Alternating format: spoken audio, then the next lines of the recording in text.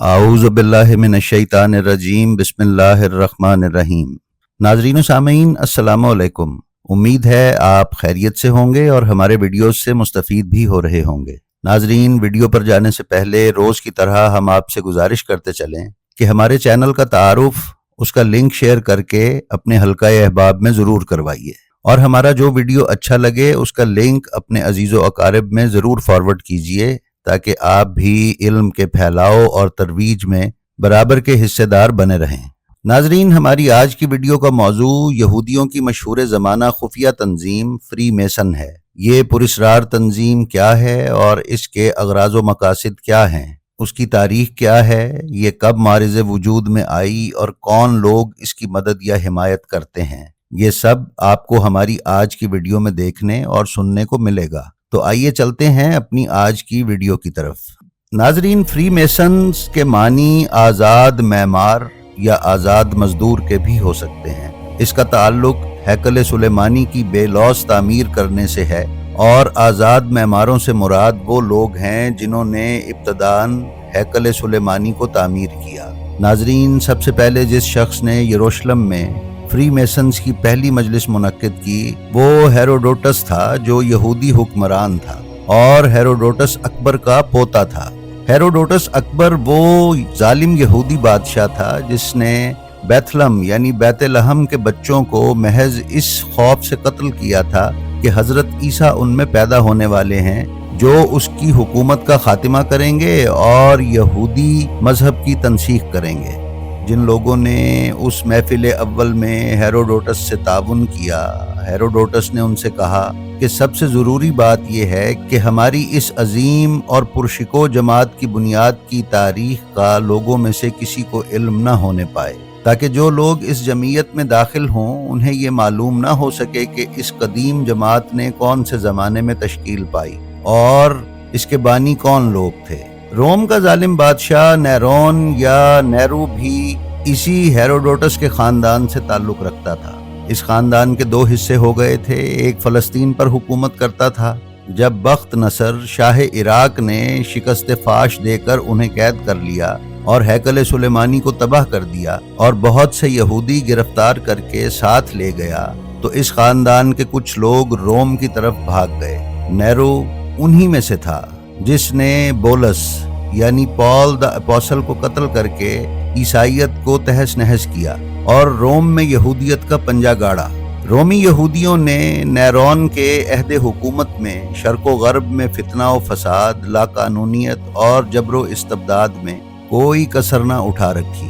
رومی یہودیوں کا یہ فرقہ دراصل یہودی عورتوں کی ہی اولاد تھی۔ یہ لوگ اس لیے یہودی کہلاتے تھے کہ یہودی شریعت کے مطابق اولاد خواہ یہودی عورت کی طرف سے ہو یا یہودی مرد کی طرف سے، وہ بہرحال یہودی ہے، اور ان کے نام باقاعدہ ان کے معبدوں میں ریکارڈ کیے جاتے تھے۔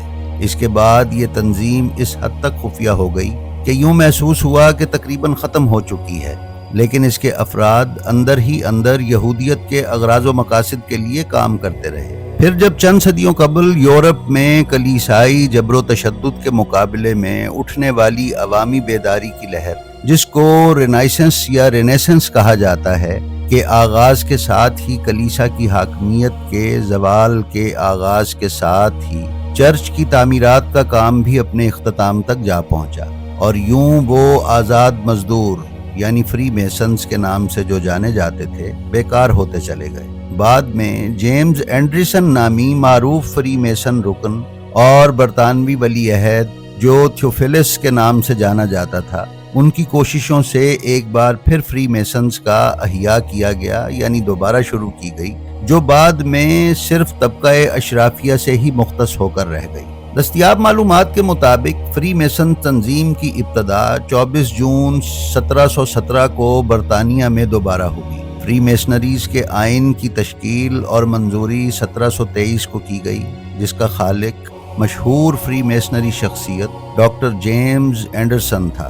ناظرین، فری میسن کی تاریخ نگاری میں ایک اور اہم نام 1742 میں پیدا ہونے والا شخص ولیم پیٹرسن ہے، جس نے ڈاکٹر اینڈرسن کی طرح فری میسنز کی تاریخ نگاری کے ساتھ ساتھ اس کی مخصوص عبادات بھی کتابی صورت میں شائع کیں اور تحریر کی۔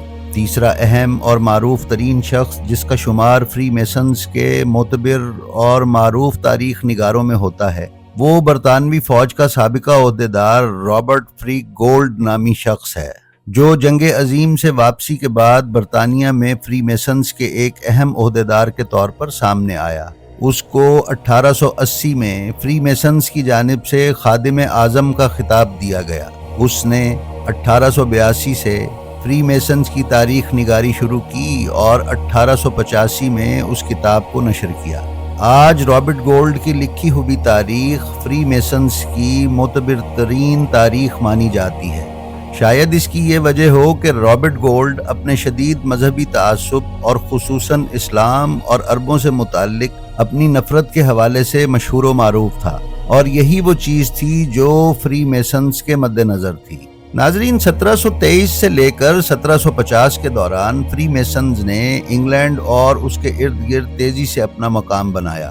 یہ اس وقت ہوا جب شاہی خاندان، امراء، وزراء اور اعلیٰ طبقہ فری میسن سے وابستہ ہوا۔ انگلینڈ میں پہلے گرینڈ لاج کے قیام اور باضابطہ طور پر نئے سرے سے نئے مقاصد و عزائم کے ساتھ جدید فری میسنز کے قیام نے انتہائی پذیرائی حاصل کی، اور ماسٹر مائنڈ نے 1730 میں آئرلینڈ اور 1736 میں اسکاٹ لینڈ میں گرینڈ لاجز قائم کیے۔ فری میسنری مورخین کے مطابق 1721 میں بیلجیم اور 1725 میں فرانس میں لاجز قائم کیے گئے۔ ناظرین، فری میسنز سے وابستہ ایک اور معروف اور تاریخی شخصیت نوسٹرڈیمس کی ہے۔ فرانس کے ایک علاقے پروونس میں ایک یہودی خاندان میں پیدا ہونے والے اس شخص نے اس علاقے کے فرانس سے الحاق ہوتے ہی کسی حکمت عملی یا کسی اور نظریے یا خیال کے تحت اپنے پورے خاندان کے ساتھ کیتھولک عیسائی مذہب اختیار کر لیا۔ اس کے اجداد مقامی حکومتوں سے کیے گئے معاہدے کے تحت اس علاقے میں ٹیکس کی وصولی کا کام انجام دیا کرتے تھے۔ نوسٹرڈیمس نے اپنی عملی زندگی کا آغاز طبابت سے کیا۔ 1538 سے لے کر 1547 کے درمیان وہ آسٹریلیا چلا گیا، جہاں مقیم یہودی جادوگر اور شیطان فرقہ پرست کابالا یا کبالا کے ساتھ ملحق ہو گیا۔ فرانس واپس پلٹنے کے بعد نوسٹرڈیمس جادوگری، غیب گوئی اور کبالا فرقے کی تبلیغ میں مصروف ہو گیا۔ 1550 میں اس نے باقاعدہ اپنی پیش گوئیوں کا آغاز کیا اور معروف ہوتا چلا گیا، یہاں تک کہ آخر 1555 عیسوی میں اس کی پیش گوئیوں کی معروف کتاب شائع ہوئی۔ اس کتاب کی اشاعت کے ساتھ ہی نوسٹرڈیمس پورے فرانس میں مشہور ہو گیا، اور اس کی مشہوری کے باعث اس وقت کی فرانس کی ملکہ کیتھرین نے اس کو فرانسیسی دربار کا شاہی مشاور، طبیب اور منجم مقرر کر دیا۔ ناظرین، دوسری طرف ملکہ برطانیہ جادوئی علوم اور خفیہ اسرار و رموز کی دلدادہ تھی۔ اس کا اندازہ اس بات سے لگایا جا سکتا ہے کہ اس کے دربار میں ہر وقت جادوگروں اور منجمین کا تانتا بندہ رہتا تھا۔ اس کے سارے بیٹے بھی ایسے ہی مزاج کے تھے اور جادو اور خفیہ علوم کے دیوانے تھے۔ اس کا ایک بیٹا جو برطانوی شاہی خاندان میں ہنری III کے نام سے جانا جاتا ہے اور برطانیہ کے شاہی خاندان کی تاریخ کے نااہل ترین شہزادے کے طور سے معروف ہے، وہ بھی جادوگری، رمل گیری اور خفیہ علوم کا رسیا تھا۔ ناظرین، 16ویں صدی کے دوران لکھی گئی نوسٹرڈیمس کی شہرت یافتہ کتاب دا پروفیسیز آف نوسٹرڈیمس 17ویں صدی میں یورپ کی مختلف زبانوں میں ترجمہ ہو کر بازار میں آ گئی اور اتنی معروف ہوئی کہ نوسٹرڈیمس ان کتابوں کی بدولت آج بھی معروف اور زباں زد عام ہے۔ نوسٹرڈیمس کی تاریخ اور اس کی کتاب کے مندرجات سے ناواقف یا کم واقف افراد اور دنیا بھر کے سطحی معلومات رکھنے والے افراد کی نظر میں یہ ایک غیر معمولی اور بالکل سچی پیش گوئیوں پر مبنی ایک کتاب ہے، جبکہ حقیقت اس کے بالکل برعکس ہے۔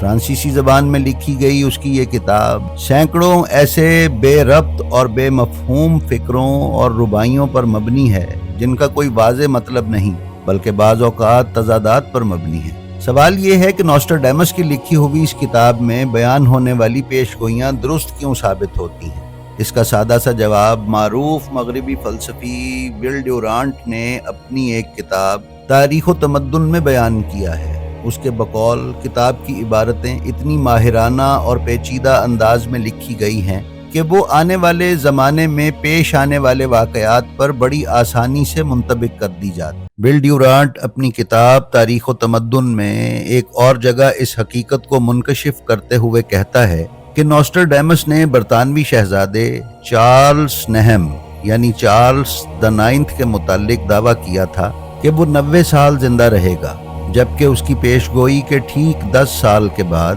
شہزادہ 24 سال کی عمر میں اس دنیا سے چل بسا۔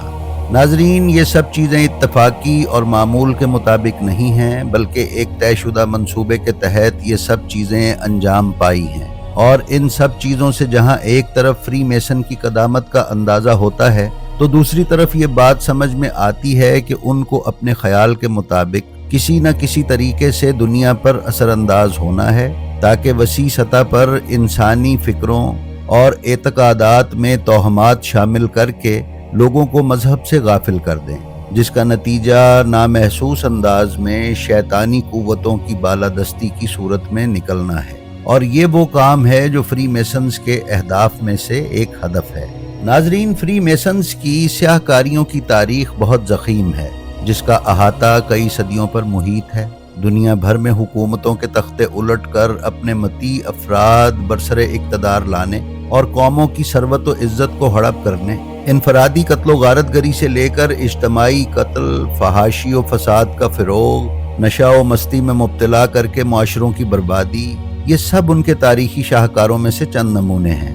ناظرین، شجروں کی تحقیق کے حوالے سے معروف ایک مغربی ویب سائٹ اینسیسٹری کے مطابق ناقابل غرقاب بحری جہاز ٹائٹینک، جس کے متعلق یہ کافرانہ جملہ کہا گیا تھا کہ اس کو خدا بھی نہیں ڈبو سکتا، کی تباہی میں جہاز راں کمپنی اور جہاز کے مالکان کے خلاف کی جانے والی برطانوی سرکاری تحقیقات کے مطابق اس جرم کو ایک حادثہ قرار دے کر اس حادثے کے ذمہ دار جہاز کے عملے، اس کے مالک اور اس کو بنانے والی کمپنی کو بچا لیا گیا، کیونکہ وہ سب فری میسن سے وابستہ تھے۔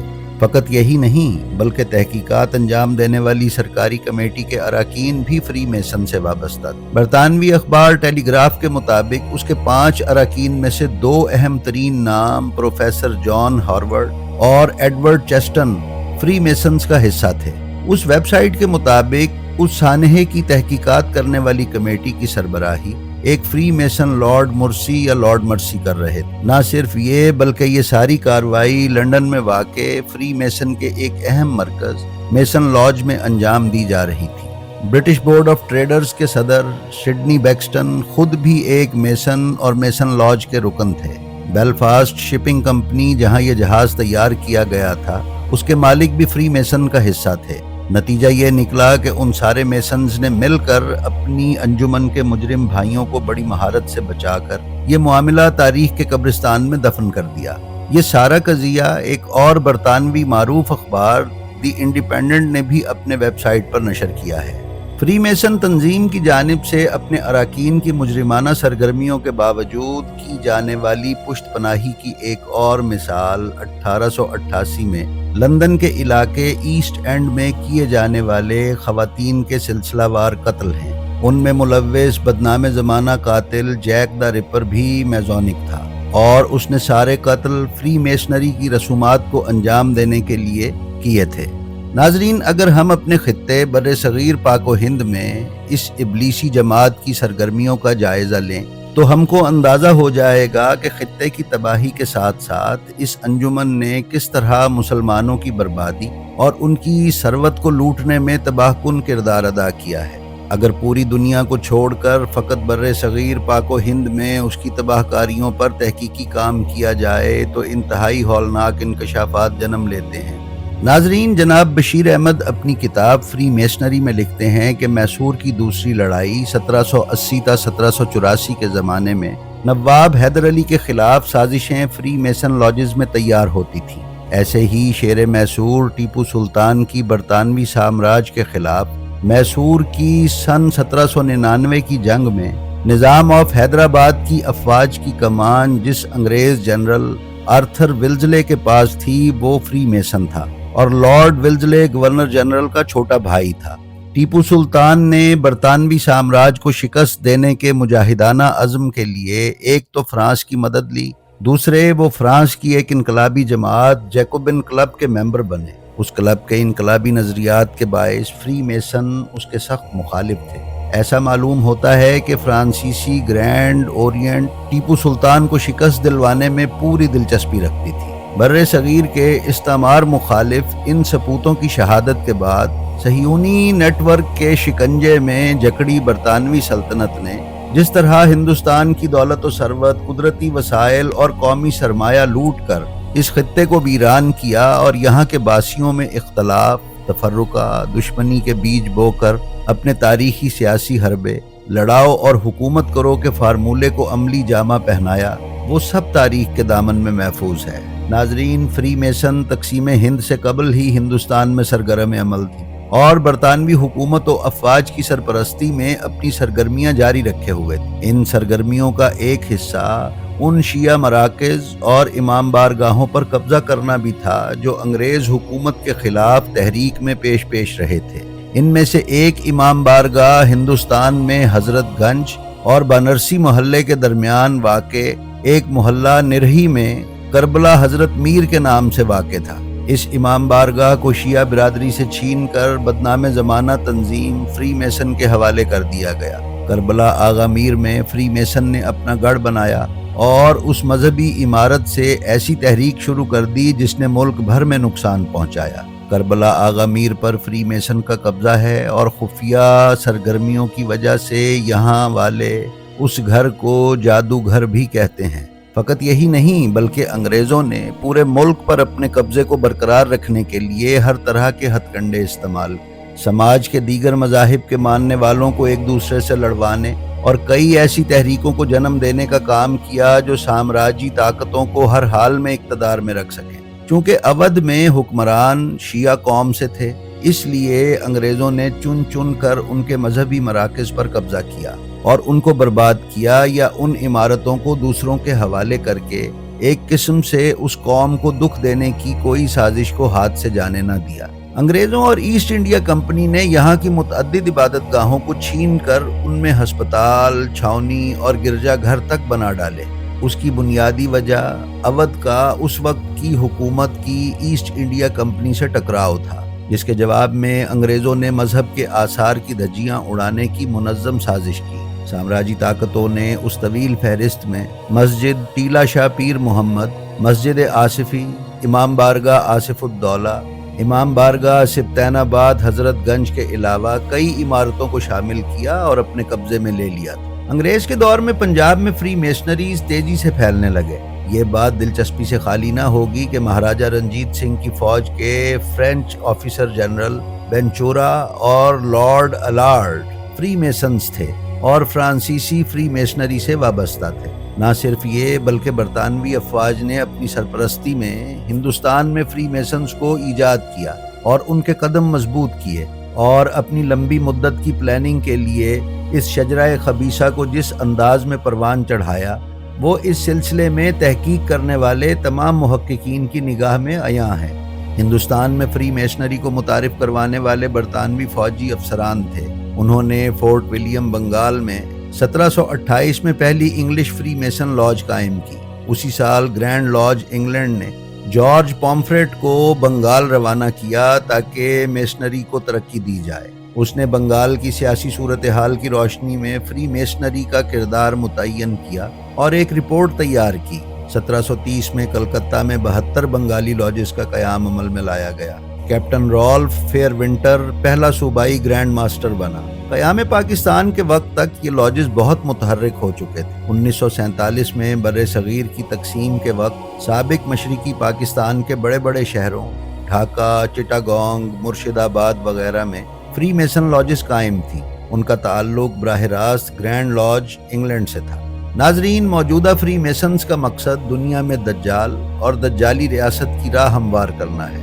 इसमें 20 बरस से बड़ी उम्र के लोग मेंबर बनाए जाते हैं। बज़ाहिर तो ये सोशल राब्तों और फलाही कामों, हस्पतालों, खैराती इदारों, फलाही इदारों और यतीमों के तालीमी इदारों की एक तंजीम नज़र आती है।